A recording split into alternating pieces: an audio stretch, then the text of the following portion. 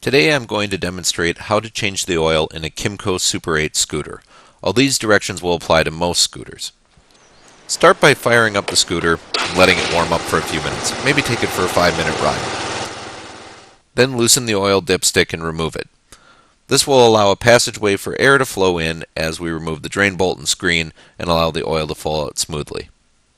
The drain bolt is located here on the left side of the scooter, just behind the center stand. It's this 17mm bolt right here. When loosening this bolt, do not use a socket that looks like this. A lot of metric sockets look like that. They have a lot of points. They put very much pressure on the edges and it will strip the bolt. Instead, use a quality 6-point socket like this with these large flat edges. That'll make the bolt last a lot longer. Attach to a ratchet and simply loosen the bolt. Note that the oil will not drain out until the bolt is almost all the way out. Now I just used two big, like 32-ounce cups here to catch the oil. Place one of the cups under there and remove the bolt and allow the oil to start to drain. There's just enough oil to fill about 1 1/3 of these cups. So at some point here during the procedure, you're just going to need to make a swap, maybe when the first cup is about 2/3 full. And then simply pour the cup into an oil pan here.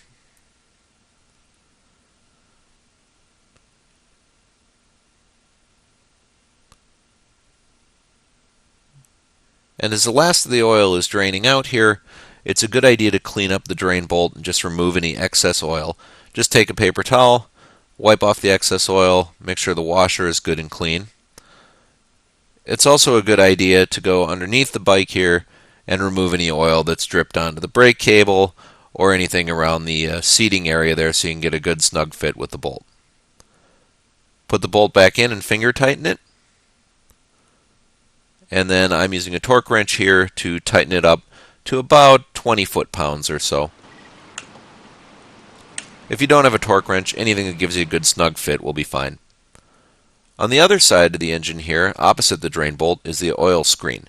This is also a 17mm cap right here. We'll go ahead and loosen that up.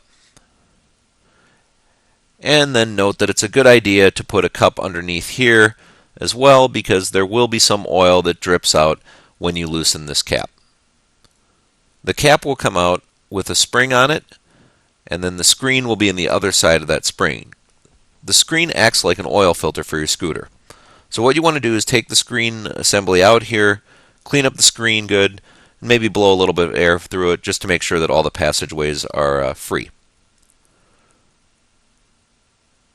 Put the spring back in the cap and the screen back in the spring, so it was like when you took it out, and then screw it back in place. You will have to apply a little bit of pressure to the spring to get the cap in, and then tighten the cap up.